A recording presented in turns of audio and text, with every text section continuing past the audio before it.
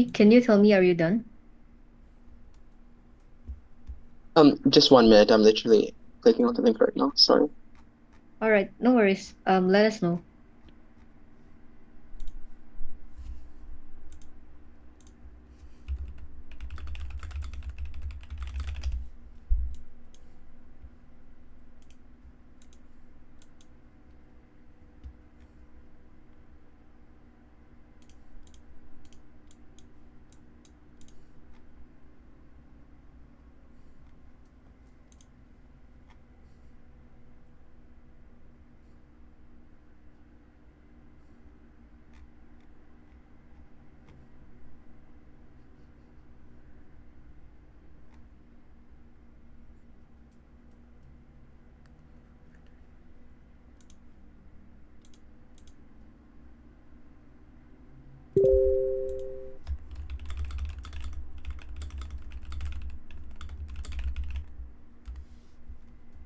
It seems to be having a problem. It's fine.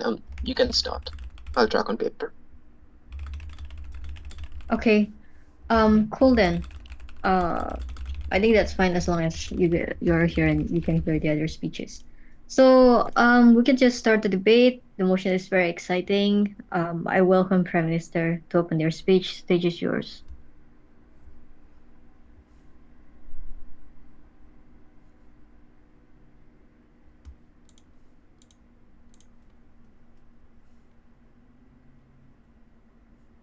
The opposition team will likely argue that this will just make you more alienated as a woman. But the problem is that women are already alienated in the status quo. It's not just women, but non-cis men are just treated worse. They are alienated from the economy. They are made to feel as if they cannot enter certain professions. Their value is devalued in the workplace. They are alienated from the home when they cannot decide what they want to do with their lives. Instead, society tells them what they must do. So they're alienated from feeling happy a lot of the time. They're also alienated from healthy relationships at every juncture of their life when they decide to be silent on certain issues. The reality is, for women, it has been incredibly difficult. It is hard to live as a woman. What you do now, by being blunt and self-interested, is claw back a semblance of autonomy in a way that is useful. There are 2 points I want to raise in this speech, in setup. The first is that being blunt does not mean needlessly rude. Think about Miranda Priestly. She may seem like needlessly rude, but if you really analyze the things that she says, they can sometimes be hurtful, but they're just true. Sometimes the cashmere sweater doesn't suit the outfit. Sometimes someone has been incompetent. Sometimes she is disappointed with your behavior. Being blunt means being like an ENTJ. It means being critical, it means being assertive, and it means protecting your personal rights and raising a fuss when your rights have been taken away or when you've been mistreated. It also looks like being extroverted. It looks like being willing to speak on issues, even though some people would expect you to be silent. The second point of setup is that women tend to be reserved and softly spoken generally in society, and this is a corrective mechanism from this model to behave in ways that are a little less reserved. So if the opposition thinks, well, we're going to go out and start shooting people, I don't think the average woman would do that. The average woman would just be a little bit more blunt than she ordinarily is. But I would note that that behavior would begin to match what men do in the status quo, or may not even come to match men, because women have already got a disadvantage in the space of being blunt and also asserting their rights. I'll take a point of information from opening. We take the time to analyze Miranda's behavior because she's on our TV. Why would society ever have the incentive to do this for the random young girl?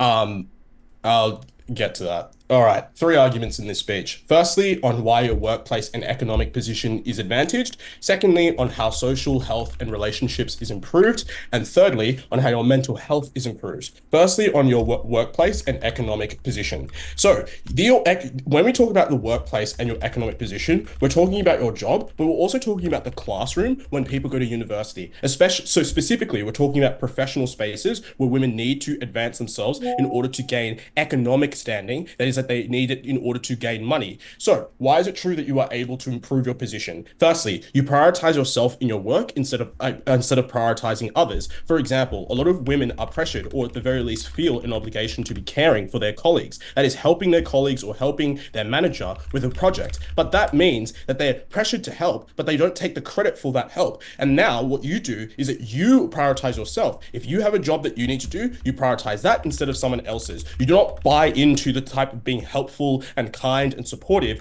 if it means it comes at a cost to you. Secondly, you are more assertive in spaces where you need to be assertive. That is, that past things that you have done, like maybe you did a really good job in a project, or maybe you got a really good mark in something, you are happy to raise that. You are happy to boast about those things, or at the very least, you boast about it more than you do in the status quo. You are also willing to disagree with people more often. When someone says you didn't do X, or when someone says we don't like the value of X work, you are happy to say, no, that is not true. This work is actually quite good. You are able to assert yourself in a way that A, means people respect you more and understand what you have done well more precisely, but B, you are more likely to get promoted. Thirdly, you are not substantially alienating of men. So this answers the POI. They say that men and society will not like women like this, but men prefer women who are more assertive, because this is a woman who is doing what men do, which is talk about the things that she has done that is good, who don't stand up to things that are, are unfair, who show that they are not willing to be crossed. But that leads me to the fourth reason for why your workplace and economic advancement is better. Because people are deterred from mistreating you, because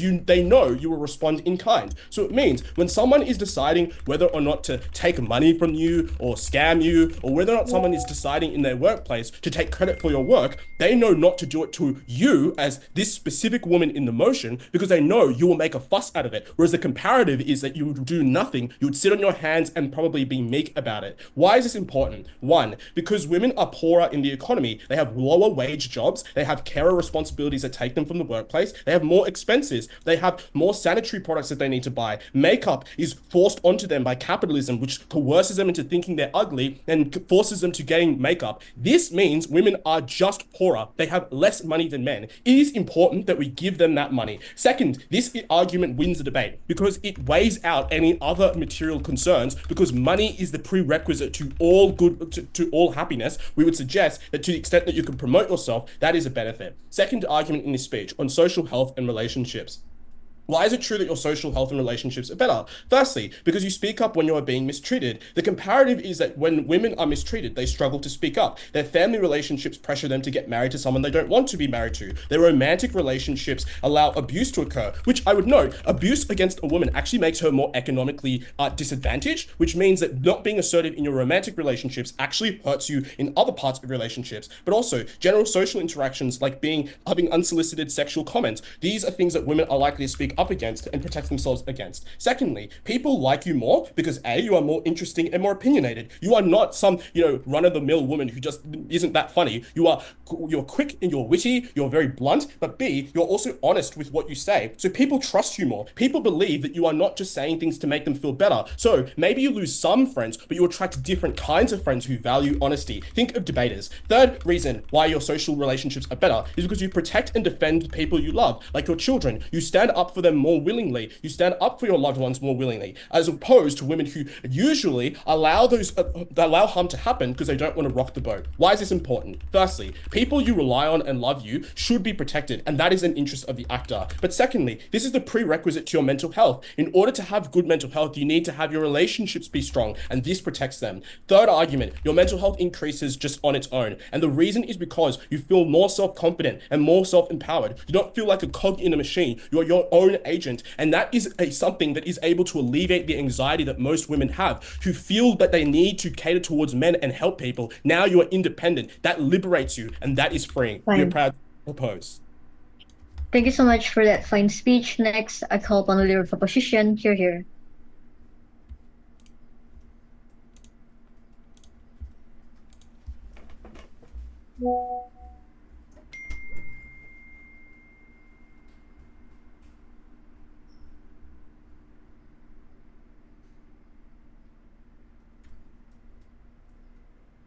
Okay, sorry, let me just set up my timer for a sec.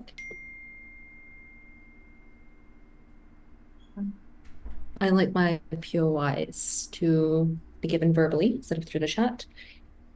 And my time starts in 3, 2, 1. So before anything in my speech, I just want to address something that the first speaker from government just said, where he said, men prefer women who are more assertive. First of all, I would not have been told that women should marry when I said I wanted to be a lawyer in my 10th grade classroom if men wanted women who are more assertive. I would not be implicitly expected to serve my future husband by a conservative Asian family if men generally prefer women who are more assertive. And this is still the case in not just Asian conservative societies, where I'm assuming most of us are from, but also generally in Western societies where there's like the trad wife trend going on, where there are still so many implicit social values that expect women to be more submissive and stuff. But I'll just get into why exactly that this stereotype, how we can actually subvert this under our side instead of going instead of opting into government side, where we just decide to not exactly shoot everything as they claim that we're trying to argue for, but instead where we actually are able to subvert this stereotype, we're able to turn or at least change social outlook that feminine qualities are bad, and instead actually allow women who embody both feminine and masculine qualities to actively be able to have a better life, and instead of having to change your entire attitude to achieve financial freedom, to achieve all these other good benefits. So just before I move on to my rebuttals and substantives, just some clearing out, right, and characterizations and frameworks. By average young woman in this debate, we're talking about a woman with average capability. These are women who are not from extremely wealthy families, who are not of extraordinary intelligence, who don't have extraordinary genius or talent. Let's say, for example, Cruella, right? Yeah, she was an underdog, she was an orphan, and she didn't really have much going on for her. But let us note that she had extreme genius in terms of the fashion world. So this is already an immense boost she has on her side. It allows her to get an internship, a job with the main villain of the story, or her actual mother, and who is a fashion designer. This just helps boost her career path in so many ways. However, in this debate, we're not talking about those sort of people who are extreme geniuses, or who are from extreme privileged backgrounds, or who are for instance, Miranda Priestly, who are already who is already a powerful CEO who has so many resources within her grasp. So again, for sympathetic villains, so what exactly are we talking about here as well? These sympathetic villains often take the anti-hero role, and they're often seen as girl bosses in mainstream society as well for some people. However, what often happens is this is subversion of traditional femininity that often goes to radical extremes, right? And this is where the problem comes in. They're often seen as people who must necessarily be invincible and powerful. They're unable to show vulnerability or weakness. And this is something, as I move on to expand in my second substantive, something that average women in our current society should not do and should not be expected to do, where you are pushing women to prevent from showing vulnerability or weakness. You're preventing women from actively being able to show that they are hurting inside. And we think that this specific type of characterization should not be something that young women should look up to. So what is our ultimate metric within this entire debate, right? We want the average young woman in this actual debate to get the most out of life, right? Not just in terms of emotional happiness or well-being, but also financial well-being. So to be, I'll take you later. So just to be a charitable here, we will accept that there is a slight trade-off where in the short term, for instance, there will be the ability of women to actively demand things may be curtailed if you don't actively push for this. For instance, this is pushing for a promotion, or asking bosses for this. But we still think that this is just a short-term boost to that will prevent a long-term social narrative where both accepting of traditional feminine qualities as well as other qualities are seen as more negative, and still you have this push that traditional femininity is something undesirable. Now, before I move on, I'll take a POI.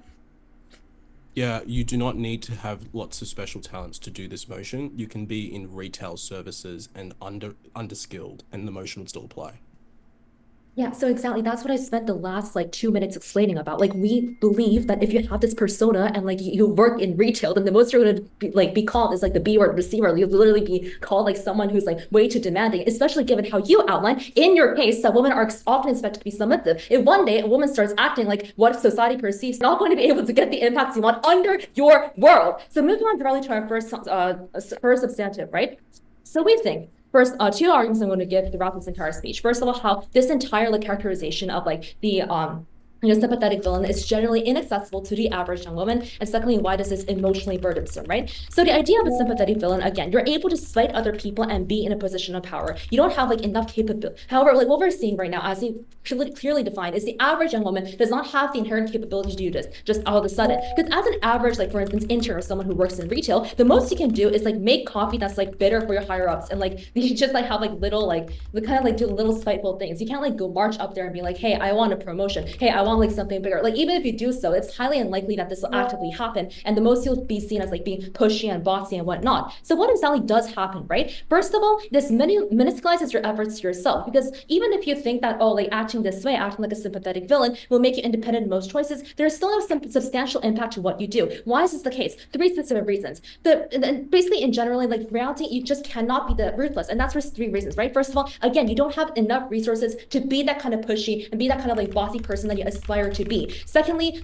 again, as we already experienced, like the social current narrative, like if you just randomly switch to becoming this sort of like extreme super villain, you're often called like you're just called like all sorts of names. You're demonized if you're a woman who's supposed to act submissive but isn't. And thirdly and lastly, like even if you do have other ruthless women and other women who are supposedly able to help you, that are able to change this overarching narrative, they often turn away from helping other women as well, because of this precise social narrative that we're unable to like take away or deteriorate when we try to just push for the sympathetic villain. So moving on directly to like the second impact, second thing that happens when we try to push for this agenda, right? You accidentally turn other people against you, because the very reason why is because a sympathetic villain is often seen as a very hurt person who still has to act a certain way in order to like maintain a sort of facade to the people who work for her, or like they're often like the CEO or this like power power come from a very powerful position, or already from a wealthy family, but already have some sort of privilege. Like even from Maleficent, right? She literally has like superpowers and like she like flies all over the place. So like we still think that like as a young girl, society can just easily discard you and throw you away, because unlike these characters in fiction, the average young woman does not have this capability, and there's no incentive for society to not discard you when you start to show any sort of like quality that does not like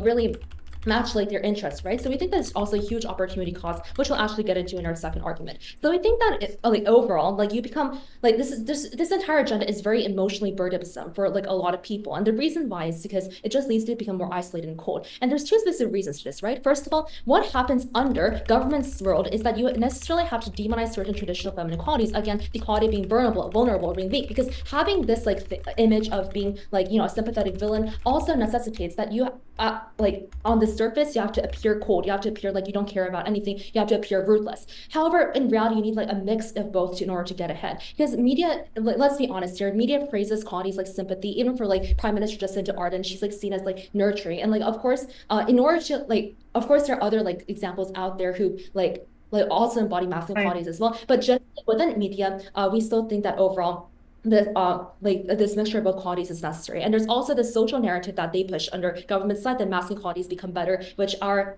second speaker will talk about further. And for those reasons, we're very proud to oppose. Thank you so much for that fine speech. Next, I call upon Deputy Prime Minister. Here.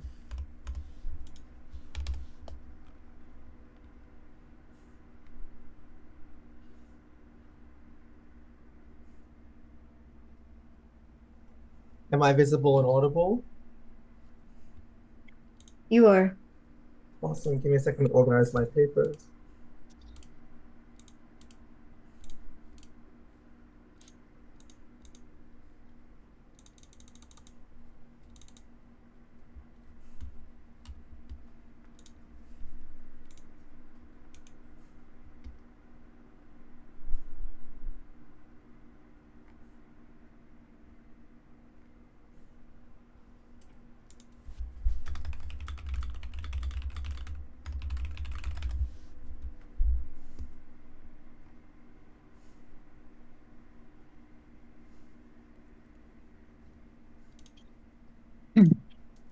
I'm already.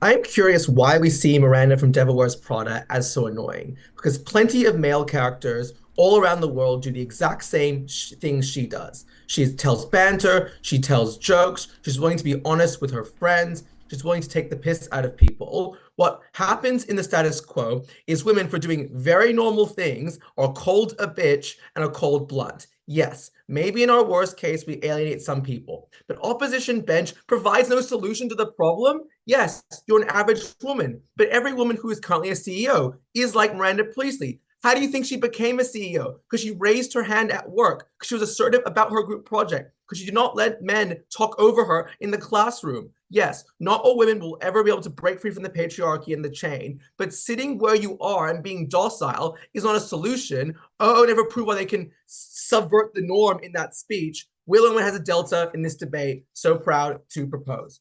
First, on relationships. We provide two very clear benefits here. The first thing we explain is you just become a more dynamic and interesting person. You have unique opinions. You share them with the people around you. You get a unique set of friends around you who share your desire to drive and who are ambitious with you. This gets you further in life. This means even if you alienate some people in your life, you have people around you who are similar to you. But also, you're more honest in what you want in relationships because you understand yourself. You're more honest with your preferences are. And their claim here is that you're seen as a bitch. But there's three observations of problems with this argument. The first observation is you just can be selective. Like, not everyone likes every personality type, right? Some people are introverts who want introverted friends. Some people want extroverted friends. Some people want friends somewhere in between. Personality types are a preference. You can be selective with your friends. And we would explain that when you are more assertive, you attract friends who are assertive. You're friends with women who also are ambitious and want better for themselves. You're ones also around honest friends. Yes, you attract a certain type, but you don't lose all of your friends. But secondly, obviously, you can be civil. Like, is so uncharitable. You're not going to be frog marching to your boss and being like, I want a job. People shift their personality traits in different situations. You can be tactful. You don't have to be rude always. Clearly, it's not just you putting a villain face on all the time. It's about how you make choices in certain situations. The next claim they have is that you won't be able to show weakness. But we obviously flip this claim because, as Jez explains, you're more honest. You tell people when you're not enjoying work, when you're feeling uncomfortable when someone says something rude to you.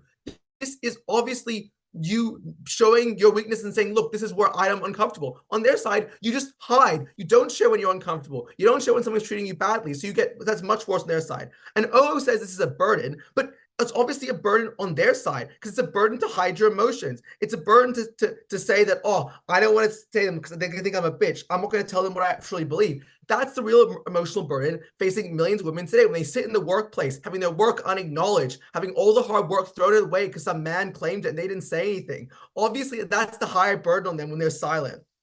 But also, finally, being blunt does not always be making cold. Yes, you can make cold jokes, but you can also tell fun jokes, have banter with people. Once you're willing to put yourself out there, that has positive attributes as well as negative ones. Unclear to me why it's always telling someone their shirt looks shit. It's also telling them they're complimenting them, saying they look good today, and they're a good worker. You don't do that when you feel uncomfortable speaking up in a workplace as well. This cuts both ways. The final claim on this is that men want docile women, and this is going to cause problems. But the first observation I would make is, how do we change that?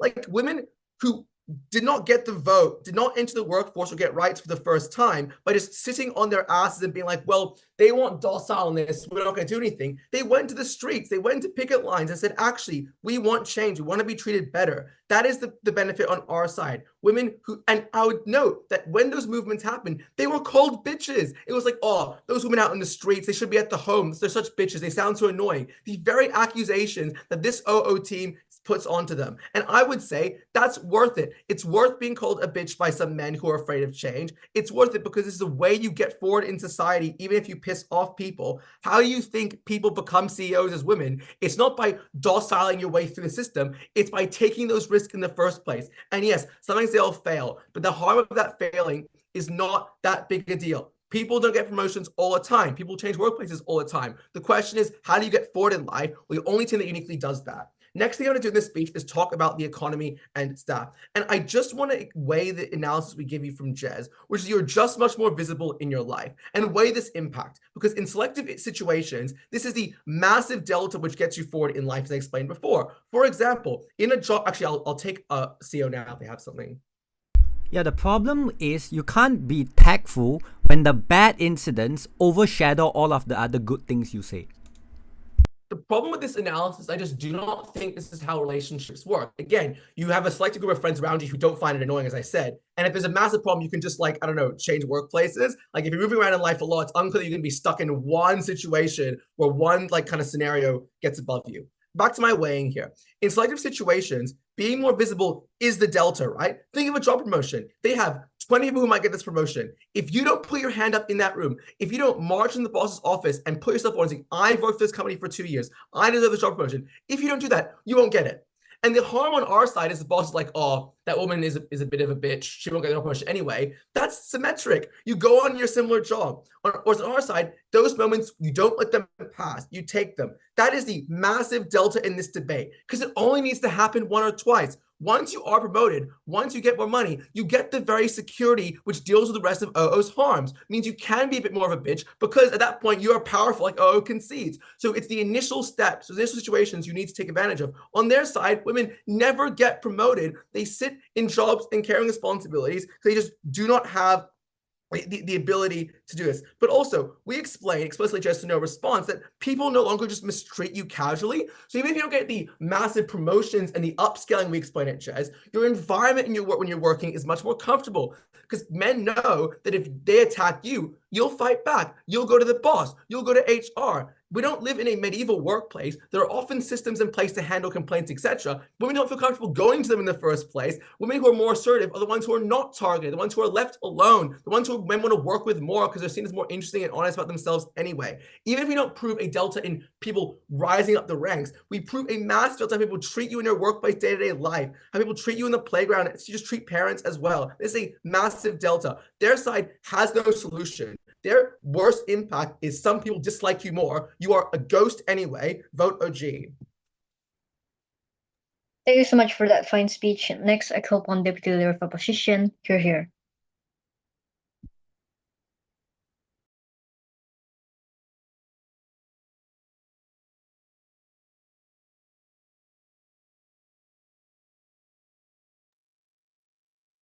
Hi, am I both audible and visible?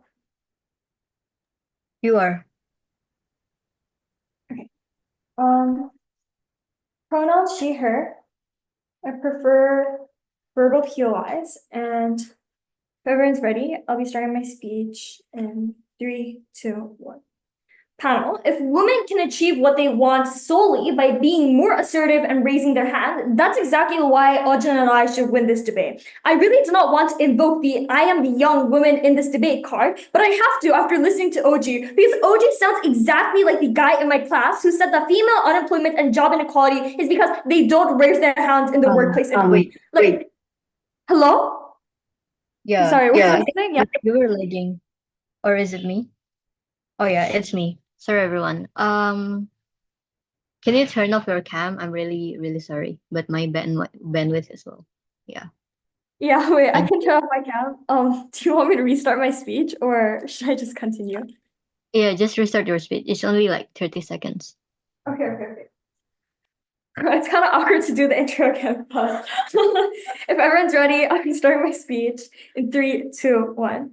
If women can achieve what they want solely by being more assertive and raising their hand, that's exactly why Arjun should win this debate. Oppose. Panel, I do not want to invoke the I am the young woman in this debate card, but I have to because OJ sounds exactly like the guy in my class who said that female unemployment and job inequality is because women don't raise their hands enough. Like, hello, do you listen to yourself? 2 things. First, you can be assertive without being a villain. We don't know why these two have to be the exact same thing because clearly me raising my hand doesn't mean that I am actively being more blunt or being more rude to other people, which is exactly all of these, like Miranda, for instance, all these TV personalities are. But also second, asserting yourself does not lead to opportunities because clearly if raising my hand was all it took for me to rise in the ranks and have equal opportunities as men, we would not have inequality in the first place. 2 levels of response before I go on to my extension. Firstly, they keep telling us the relationships become better if you're able to assert yourself and if you take on this persona. 5 levels response. Firstly, the first level analysis they give you here is that because you speak up for yourself, people respect you. Let's be real. Speaking up for yourself is not creating better relationships because as people, our natural instinct is to be with others that make you more comfortable. If someone is constantly speaking up for themselves, we're not saying this is a bad thing, obviously. You are actively making the people around you uncomfortable. We don't know why this is better for creating relationships if that's your end goal. But second, the idea of a sympathetic villain is that you actively isolate yourself from certain people, that you put up a wall, that you don't want to become emotionally attached, because that is the only way for you to maintain a certain distance and be cruel while also being calculative. So clearly, that's simply not the objective of this persona. But also third, the reason why this becomes a problem in our world is because it makes you actively isolate from other female relationships. That from the point at which you actively demonize feminine qualities within yourself and you internalize this misogyny and tell yourself that you have to be more masculine for yourself to be recognized, you lose out on the female solidarity. And the reason why this matters is because female solidarity is exclusive in the emotional support it provides, especially for young women who are far more vulnerable. But fourth, they tell you that you have better relationships because you are more interesting, quote unquote PM. There's a lot to unpack here, panel. Note the implication is that a traditionally feminine woman is boring and characterless. Clearly, that is not the case. That is exactly the toxic mindset that we want to get rid of. That is exactly what this young woman is now internalizing. That all of her basic white friends now are not boring or as quirky or as deserving to be of her character because they are far more feminine than she is. And this is exactly what we have been fighting for so long. For the same reason that DPM mentions different friends as to why we would not adopt one persona into our life, we think that's the same analysis we apply. But lastly, they tell you that in the case where you do not make friends or you have bad relationships, you can simply change your workplace. Okay, this debate is as the average young female. It's already hard for you to get a very clear job. I'll take you a bit later. Clearly, that is not the realistic or feasible option in most cases. We don't know why they're able to speak so easily about this issue. Before secondly, though, about why standing up for yourself is not something that's exclusive, I'll take the POI. Yeah, are you going to take the debate more charitably, or is that just an extension your closing is going to have? I find this really funny because the way that they want us to debate this debate then is that in their world, women are suddenly able to have the world if they speak up for themselves and raise their hand. Please, let's be real. Secondly, they tell us that it's far easier for you to stand up for yourself or protest. 3 levels of response. First, panel, being a feminist is not equivalent to being a sympathetic victim. The difference of MLK and Black Panther is that although they have fought for the same cause, one has had a lot more public acceptance by the peaceful methods that they have shown comparatively to although obviously Black Panther had a good objective, he had used more violent tactics, and that's what made the public opposed to them. Note that means that we are far more efficient in making people more willing to engage with us, or at least more willing to hear us out, because we don't seem outwardly as offensive. But second, it's far easier for you to be villainized in their world and for people to disregard you, especially because you're not in a position of power. Let's say you are a very, very successful female CEO, then obviously society must adapt to you. But as a young random girl on the street, nobody cares about you, and that is the reality that you must face. Last thing, they tell you that people are supposedly not going to bother you anymore because you are seen as someone who is capable of standing up for themselves. This is true, again, if you are powerful, but again, if you're the intern that is desperate for a job, if you're a baby mama tied to an abusive partner, if you are the female worker that HR absolutely ignores because that is what happens in society, you don't have a different place. You don't get people to respect you because you don't have that power in society. This leads directly to my extension on why sympathetic victim personas will screw you over in professional spaces. Panel, the moment I spoke twice in a class seminar, I was told that I was being too pushy and bossy. Yet when my male best friend tried to help me by bringing up my points and kept speaking, he was being a leader and he was being confident. And the reason is simple. Men do not like assertive women. Society does not like assertive women. This does not mean that being an assertive woman is bad, obviously not, but it means that prop cannot win on their metric of being more successful, because by society's standards and to win within the system, you cannot become successful by simply being more assertive and attackable, especially as a young woman. The reason why this matters on the meta is that this is literally their first argument and their main metric. The reason why we tell you why we win then, or like the counterfactual, especially if the premise is that you want to be a sympathetic villain in the future, it is better for you to be able to be flexible as a young woman and take on a balance of both traditionally feminine and masculine characteristics and rise in the ranks.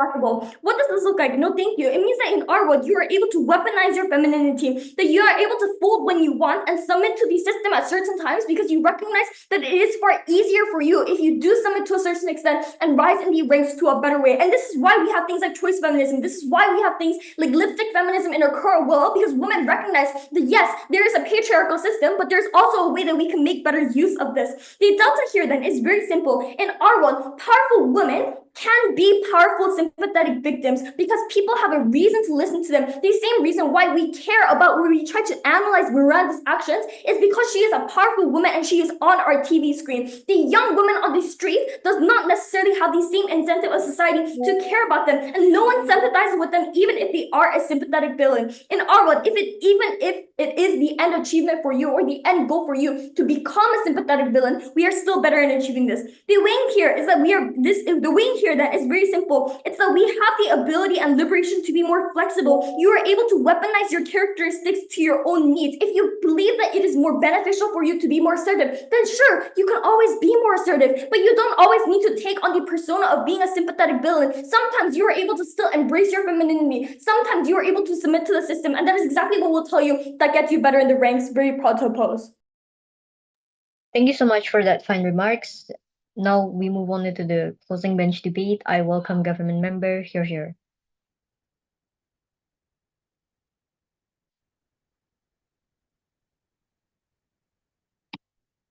Yeah, can I be heard? You're audible. All right, give me a sec. Um, yeah.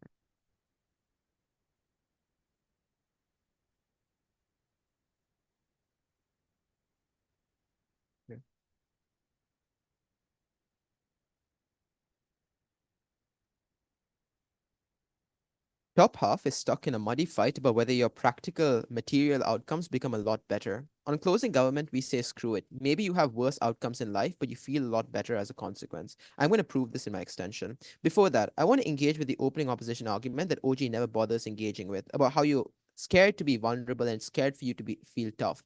The problem is that actually falls on their side of the house by virtue of the fact that in the vast majority of cases, women are forced to repress their emotions because if the point at which you open up about your emotions, you're scared of doing things like trauma dumping. But at the point at which you are prioritizing yourself on our side of the house, you're more likely to go out of your way and seek therapy if you need it. You're more likely to often own your emotions and actions. You're not going to stretch yourself too thin, and therefore you feel better about yourself. You have no incentive to want to repress and deny them in order to feed off into society's misogyny. Because of that, people feel a lot better on our side at the point at which you are vulnerable, because you know you can go and seek help without fearing that you're going to trauma dump someone, or without fearing that you're going to not help someone else because of the fact society expects you to be able to help your family, etc. All right. The extension coming from closing government is going to be twofold. One, why your self-perception increases. Two, on why you find more fulfilling purposes to spend your life on. The first on self-perception. And I want to flag right now that both top half teams are stuck because neither of them want to be charitable. Opening opposition has to concede at some point in time that this debate is inherently going to be structured within a patriarchal system. So at the end of the day, if you do buy into masculine traits, you're obviously going to succeed a bit more because of the fact that the system is geared towards masculine traits regardless. And you as an individual actor aren't going to be able to change this. Opening Gov fails because of the fact that they try to claim that all men for some reason like assertive women regardless. What I'm going to do is prove by even if you end up becoming ostracized from society, you feel better as a result. And the reasoning here is very simple. If you're an average young female, you've probably bought into narratives of feminism. You're already somewhat ideologically aligned with these conceptions. The reason for why you cannot adopt the persona of a sympathetic villain is because of your preconditioned mechanisms that already push into your own ingrained capacity. So in many cases, I want to be more self-interested. I want to actually go out of my way and be unvirtuous. I want to be blunt and aggressive, but I feel shittier because of the fact that I can't do it on their side of the house. And the reasoning here is very simple. Lots of women who end up buying into feminist literature or end up buying into the feminist movement want to be a lot more aggressive and want to be a lot more blunt, but they feel impossible to do this because of the emotional amount of capital that you need to actually go out of your way and repress that and change the person you are. On our side of the house, when you do change the kind of person you are, you better fit these kinds of narratives, and therefore your self-perception increases. Saying no to a man, even if it means that your outcomes become worse, means that you feel better about yourself at the end of the day because you feel as though you're fighting back against the patriarchy. You feel better at the point at which you say no, even if your outcomes end up becoming worse, because the fact that your internal catharsis is good. You feel as though you control your life to some level. This is distinct from the opening government third argument as well, because all OG says in their third argument is that your mental health becomes better because of the fact that your social outcomes become better. We say even if your social outcomes become worse, the fact that you feel as though you're fighting, the fact that you can go to a feminist rally, the fact that you can rise up like these rankings, the fact that you feel better at the point at which you empower other young women, for instance, makes you feel better at the point at which you do this, because you better fit a narrative that you believe you should fit. Because it's very hard to understand whether or not people are going to change because of you. Like, this depends whether or not you as an individual is likely to live in a society that's extremely conservative, extremely liberal. But irrespective of how society treats you, we think it is still likely that the people who buy into the feminist movement, and especially young women because of things like globalization, still buy into the same mainstream ideology of feminism. That's to say that you should prioritize yourself, because that's how feminism often portrays itself.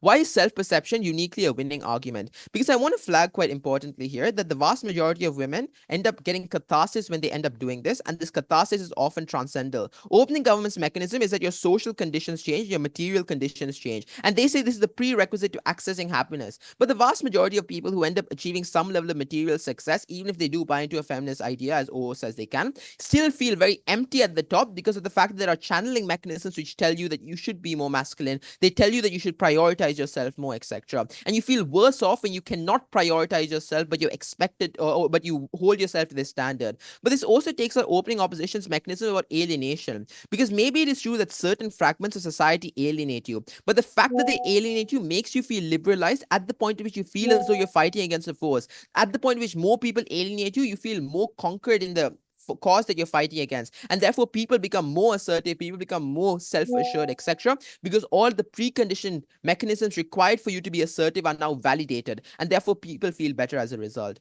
Not to mention, at the point at which you also do this, you're likely to find social circles of people who end up respecting you to some level. Like, obviously there are going to be some young women who also buy into these kinds of ideals. Maybe they might not be able to embody the same traits that you do, but the fact that they keep telling you that I wish I was as self prioritizing as you are, or I wish I was able to be as blunt as you are, I wish I was able to be as aggressive as you are, means that you feel better because of the catharsis that you feel at the end of the day. So even if your outcomes become worse, the fact that you find social circles that validate you, not to mention your other expectations that you want to live up to, means you feel better. This takes out opening government. It's not derivative, because we actually prove why people feel better even if the outcomes are worse. But the second thing I'm going to prove is on why I think you find more fulfilling purposes to spend your life on. I'll take the point from back half, actually. Yeah, wouldn't you feel better if you just succeed in life?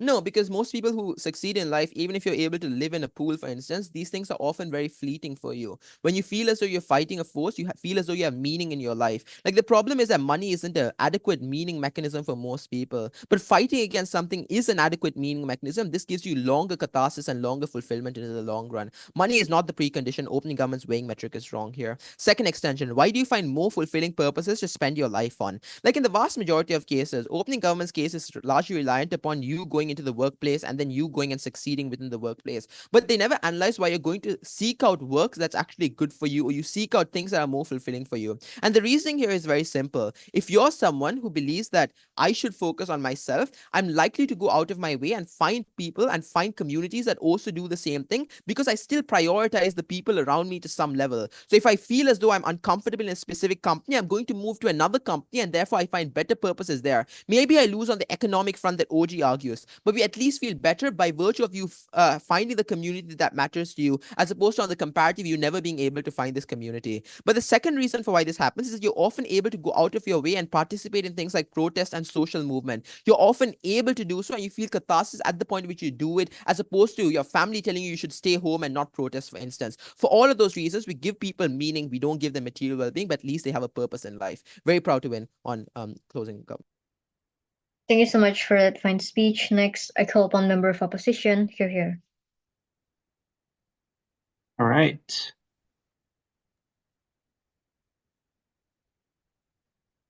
No preference for pronouns, POIs in the chat. Take one from LG. CEO will explain why playing the role that is expected of you as a woman within the corporate structure is the best way to advance your career and eventually become successful, even if just to live an average life that you want. This is in the best interest of the actor to provide them financial security, a degree of power and influence, but most importantly, autonomy over where they want to go in their life and to directly flip the impact from closing Gulf. CEO will also be charitable and accept that you probably can succeed in the Gulf world, right? There are plenty of assertive women who have succeeded in life. We say it is faster and much less costly for you to do it this way. Also, if you are financially secure with a strong networks of friends, you're also going to feel much better about yourself, as CG claims. So let's go on to prove this. Our response is integrated. Why do we think playing the role that's expected of you is the best way to advance yourself?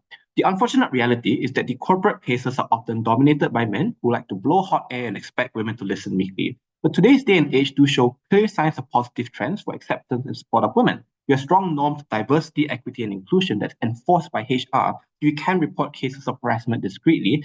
Just because you lean out doesn't mean that you have to accept all the forms of harassment that comes towards you. You also have strong norms supporting gender equity and corporations who are platforming women and POCs within because of corporate incentives to appear woke. So they platform them in higher levels of management, even at the highest level in the C-suite executives. It is socially unacceptable to be abusive in general, also particularly towards women. Finally, we would say that women can also play into the victim's narrative. So when women are scolded and then they cry, people sympathize with them. In divorce courts, the assumption is that men are often abusive and they award custody towards the mother, right? This serves as a system of support and protection, which also helps to deal with the cognitive burden of dealing with men, as pointed out in opening opposition. So microaggressions are going to be annoying and unfair, but they're not necessarily going to be harmful because of the norms and the way that our society is placed right now. Maybe some people will talk over you in meetings. Maybe some people take credit for your work. CG says you face a lot of microaggressions. This is like kind of the unfortunate reality that you have to deal with, and it's a trade-off that we're willing to make. But we will show that accepting it with the support, mitigated by the support structure that you have, is still the best way to succeed. I want to be clear as well that just because you don't make problems and make drama all the time does not mean that you absolutely accept everything that comes towards you. So in extreme cases, if you are raped, for example, we fully support reporting it and seeking recourse. We are talking about the average interaction in the corporate structure in your average workplace, in your day-to-day lives. We don't want you to be too assertive. We don't want you to be the sympathetic villain.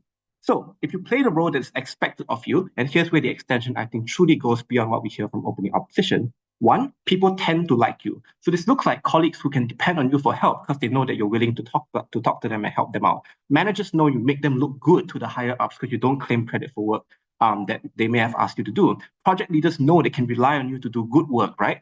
Because you're a very reliable person. HR knows you're not going to go and make problems like shout at customers who are bad. Why is this important? Because when people around you like you, they will help you when you need it and when you ask for it. If you have a car accident, people will cover for you, give you extra leave. This is part of being part of the support structure and support system where other people comes to help you. They're less likely to help you if you're someone who is abrasive, who is divisive, and constantly hurts their feelings. When people have problems, especially when your higher ups have problems, they will share them with you because you are very empathetic, apparently. They will tell you secrets, they'll give you inside information about the inner workings of the company or whichever organization you're part of, like share all the gossip with you, essentially. When it comes to managing high-value clients, usually these clients that come with very inflated egos, the boss is more likely to send you to go help them, to serve them coffee, because you know how to put up with all the kind of problems that they make for you. You get to talk to them, you flirt a bit, you can make the connection with them. The point here is you get your face POI. out there and you make that connection with them in the chat. Right. Finally, when it's time for promotions, managers will look for gender diversity and they will promote you because they like you. Even if you're not the best or the smartest in that particular workplace, you're more likely to get promoted because you receive favor from your higher ups. How do you weigh this? Two things. One, on the incentive of management and people above you. We say that managers are much more likely to promote someone who is likable, who is less likely to make problems and to piss off the higher ups or anyone else that they're working with. So you're more likely to get into a position of a higher position, the more money and the influence that come with that. And even if you successfully demand a position in the Gulf War, weighing against the best case here, management may be concerned about your abrasive personality and may not want to keep you away from public-facing roles. So they deprioritize you if you're really abrasive, and they're more likely to promote someone who is meek and demure. This shows that you are more likely to be promoted and receive favor from the higher ups. This means even if you succeed in the Gulf sport, we still win on certainty, on livelihood, and the mental trauma that's necessary for you to succeed, because your bosses who like you will give you the platform to go up. And I've already explained that corporations have strong incentive to appear diverse and woke, and that's why they're very likely to give you this opportunity to platform you and make you the face of the company, together with all the benefits that come with that. Before I talk about access to information, let's talk to OG. Let's hear from OG.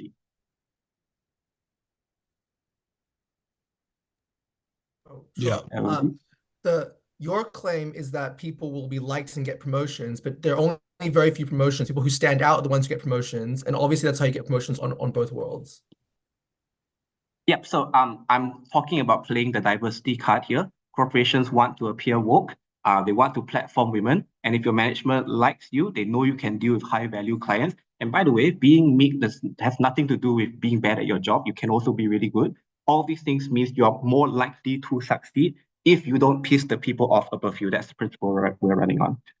The second reason as to why this particular avenue is better is because of the kind of access to information that you have. The reason why most PR consultants are demure girls is because they know how to manage the egos of clients. They know how to talk to high value clients, like talking to management, talking to colleagues. All these things give you access to an incredible source of information, just like gossip that goes around. So you know who is doing what. You know who is having an affair with the boss. You know which company is screwing over their workers. It's really, really important to have access to this information, both as a source of social capital to extract information from other people, but because people generally like you because you know a lot of things, right? It's important to have these connections as social capital, because having access to this information gives you control over the avenues in your life.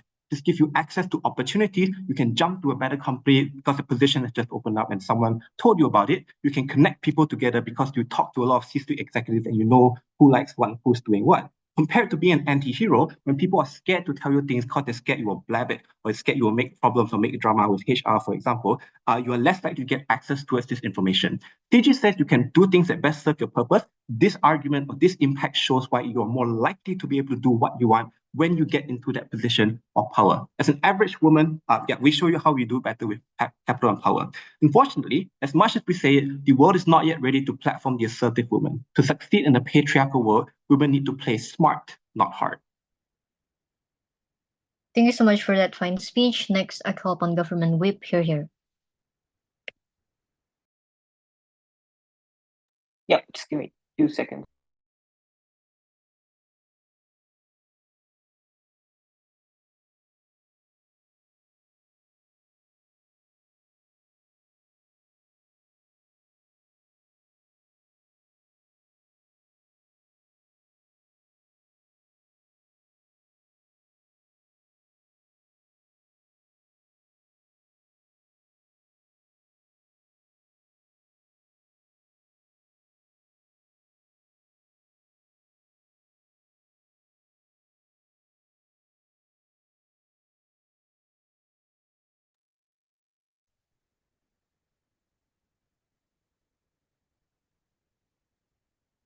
Gov Whip, you ready?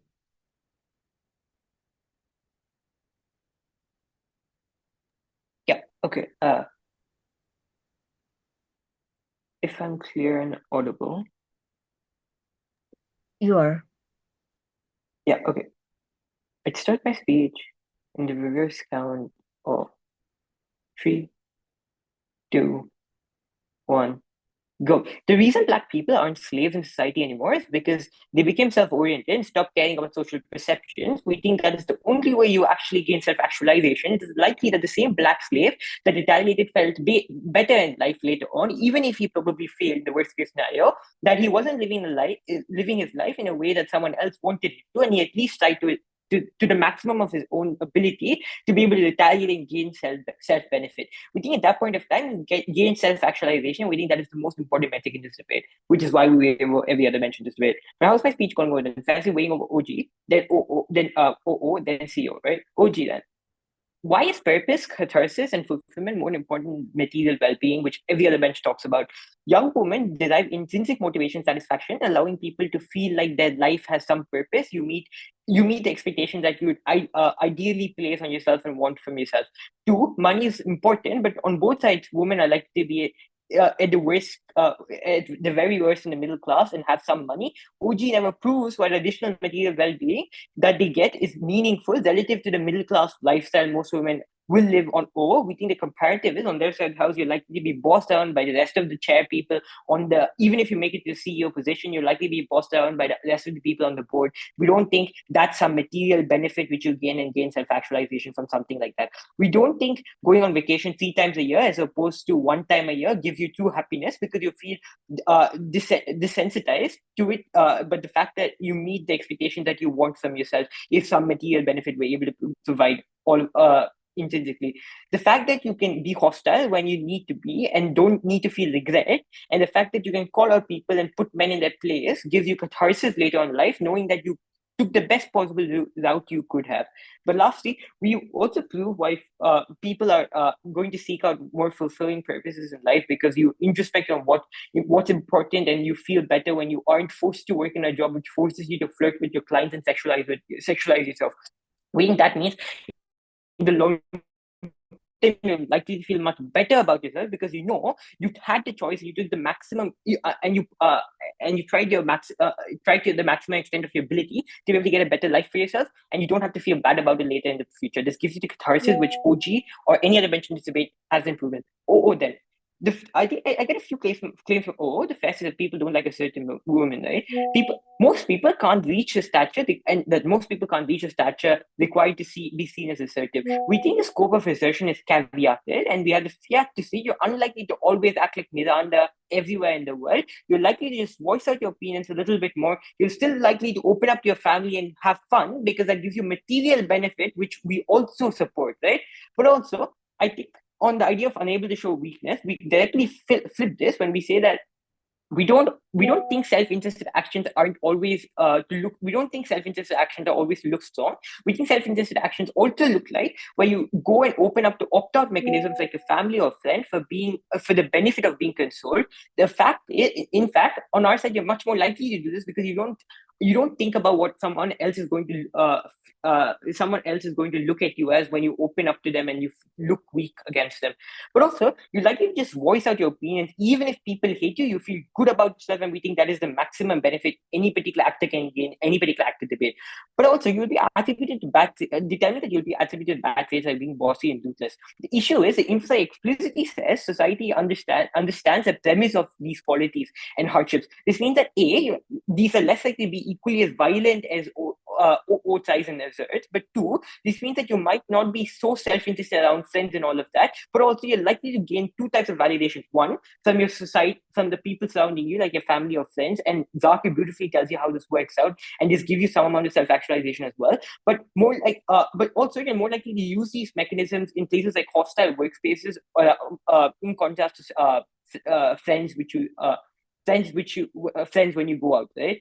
And we think it's still okay to have fun with friends at the point at which you gain material benefits. It's uncharitable for all to assume that you're always likely to be the same character. We think even in status quo, people change shades, people change the way they act around different types of people. But also, I think they tell us that you make people around you uncomfortable when you act as if you're super high or something, and that leads to bad relations. We think the other side of this blade is that you also are less likely to make them feel comfortable with oppressing you. This means that at the worst case scenario, you're stuck with the same oppressive husband, but you're likely to make him feel guilted because you actively oppress against him, and you feel actively better because you know that you haven't let him play play as you in a chess game, but you actually have control over the game which you're playing on. But also, they tell us that the metric of societal success is unreasonable, and we completely agree with this, and this is the only thing we agree with OO on, because a much more reasonable metric than is self-success, because even if OO succeeds and CEO succeeds, we still think screw society or burden's likely to be far greater. It's more certain than any of OG's claims, right? On the idea of CEO then, CEO does a few things. But we think people aren't going to be poor on our side either. So the basic needs are likely to be met. You can still go on holidays. You can still gain that benefit. Also, not all jobs require you to appeal to clients and flirt with them. Work in other places and other companies, and you feel empowered to do that because you end up later in a life that you do not regret working in a bad company and going up the positions of a bad company where you have to flirt with someone every single time you want a promotion. But also, we think playing nice with your boss has a limit. We think you can still be nice with your boss, letting in small favors, not giving him credit every single time. We think this is what it looks like playing the sympathetic woman when you be nice to your boss because you gain individual benefit from it. We don't think it's okay then to be able to give him give him every single thing he wants and be able to give him all the credit he demands, right? But we also think then, we think exactly what CEO says is our exact stance in this debate. We completely agree with you, saying that you should be able to blow a whistle on some other employee who's harassing you. But the difference is, on our side, women face the on their side, women face the harassment and don't want the other guy to lose his job or feel bad about it later on. On our side, you're so self-oriented, you're okay with doing it and you don't feel guilty later on. We think this is good, but also being nice to some boss or friends can also be self-interested. Being nice to your boss might gain you his or her benefit or favor. And at that point of time, it's still being self-interested. We think everything they tell us is basically the same thing we push, except it has no mechanism, and we prove the mechanism behind it, which is why you can flip it entirely to come under CG. We think at the point at which you conform, you feel like being a pawn in a game you can't control, and we think this takes away self-actualization. That is the key to success. Go look at any debate. The rudimentary metric to be able to win any particular development debate or societal active debate is self-actualization. We are the most certain we gain that benefit outside the house. No other bench engages. Vote CG. Thank you so much for that fine speech. Next, I call upon opposition whip. You're here.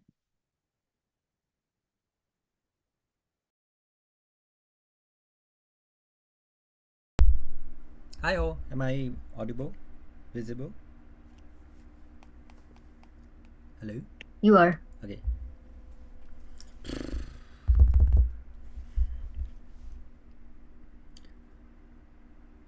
CEO's path to victory is simple. We'll give mechanisms on how we achieve success or even just remain average through remaining docile. We will also outweigh every other team in this debate. I first just want to point out we heard zero response from the speaker before me to our unique mechanisms as to how you gain more success by being palatable. What is the weighing on this? You can't eat your feelings, guys. You need to base them on practical outcomes of success. But even if you don't buy our extension, I'll give you a multitude of reasons and comparisons why CG fails the debate. Special speech. I don't think I have clashes per se. I'll just go through the houses and what I think the problems were. Let's start with OG, and this is where our extension kicked in. We said companies are becoming more progressive, people are generally liberalizing and standing up for women, the wage gap is closing, like there's black and queer feminism, he for she movement. People are generally becoming more palatable towards the needs of women. But even if you don't believe me, and this is where we kick in, one person standing up makes no meaningful change. Or does a good job by saying you're average. The CO nuance is that insofar as you are one person in a largely oppressive system, which Gus wants to say, you will make no meaningful change. And the weighing on CG is, oh well, screw it, at least we feel better about ourselves. I'll do this a bit later, but let me just clown the OG for a bit.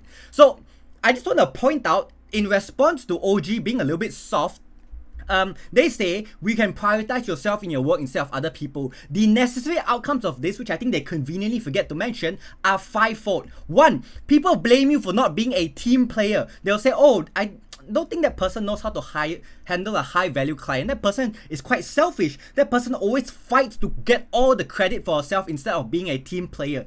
And this is necessarily true because when you assert yourself, you have to disagree with the people in charge. We think you make it worse and you stand out for the wrong reasons. Do you stand out? Yes, but you stand out for the wrong reasons. Number two, this is a bit similar to CG. They say your mental health is better because they can speak up now. On CO, we say speaking up is contingent on outcomes.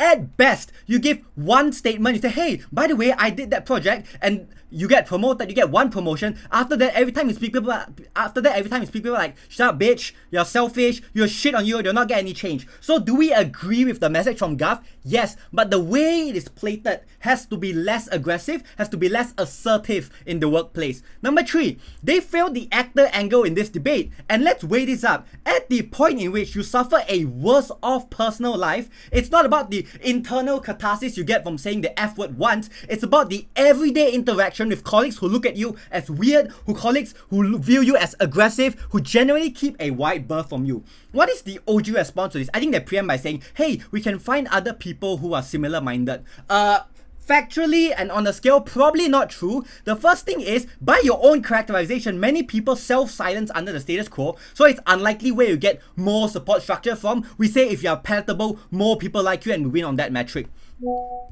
But secondly, even the validation of mechanisms is contingent on other people doing it. Note that the debate is from the actor, it's from the perspective of one individual person. Insofar as I don't know if there are other aggressive women out there and the other women in my workplace are similarly docile, we think you're very unlikely to find structures. Even if you do, they'll label you the bunch of weird women, they'll ignore you.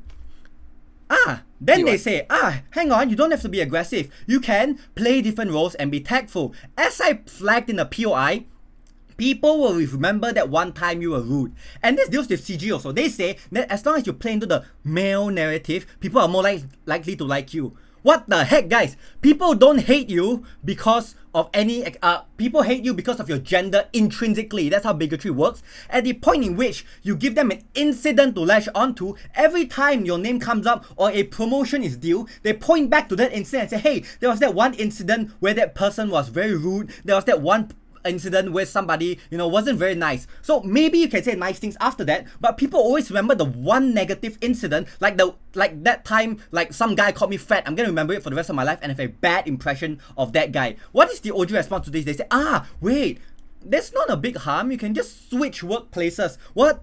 Guys, I wonder what the references are gonna be like when they ask people at your new workplace, hey, how was your old job like? Maybe I should call up your old boss for a reference. Let's see what he says. Oh my goodness, this person is aggressive. This person talks back to authority. This person does not do what they are told, and they are not a team player. So it's huge. The weighing isn't a one-time feeling of catharsis. It's living in a workplace as an average individual where you are actively living in a terrible environment. One more thing before the POI. And the reason we make these claims on CO was that at the point in which you assert yourself, you are likely going to damage personal feelings. And that's the problem. When you make it personal, someone is less likely to promote you. What is the comparison with what we told you? When you are less aggressive and you hurt less feelings, it is easier for someone to platform you. It is easier for someone to push you up for promotion. It's not easier when you offend people at the top. Maybe they won't even remember the incident, but you can be damn well sure they remember that you hurt their feelings. I'll take the last person, whoever that was.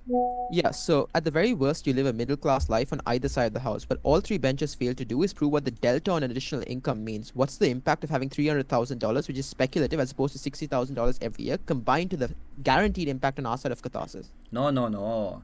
I mean, TJ gives you a lot of arguments why money is good, and you don't respond to that. But the second thing is, we don't even have to prove that. Our argument, I literally just told you, your life gets worse when everyone views you as aggressive and doesn't want to align with you. So even if you're average and you never get a promotion for the rest of your life, you're the secretary that nobody wants to talk to. You make your coffee alone in the workplace because nobody wants to align with someone who offends their colleagues. What is the weighing on this? It's symmetric. We agree that people are bigoted. That's why this debate had to be about the average reasonable voter and what they think of women. And here's the icing on the cake, that people tend to overvalue their own empirical evidence over hard statistics. Why do you think people say immigrants are lazy despite every statistical study showing that they contribute as much as the other person? It's because they see one immigrant is lazy. Insofar as you are that one person who is aggressive and not good to platform, we don't think they'll platform you. Lastly, let's just respond to CG. Again, I just want to point out the weighing isn't catharsis versus money. It's also catharsis against the everyday souring of social connections. Maybe you feel good standing up to your boss and saying, hey, I did that project, but for the rest of your life in your career, it will haunt you. People will say you are not a team player. People will say you are destructive and do not work well in a team. What is the conclusion? We said being more palatable allows people to platform you. People can't hate on you if you're supportive to all. In areas like MNCs, politics, HR, it's a good place to have women because when they are more sensitive. We are very strongly likely to fail under Garth. Catharsis does not outweigh the everyday feeling of shit when people say you're nasty. Very proud to oppose. Thank you so much for that fine speech, and that marks the end of the debate. Results will be announced during closing ceremony. Thank you so much, everyone. Judges, let's move to room number 2. I'll see you there. Thank you again. Thank you. Thank you, everyone. Thank you.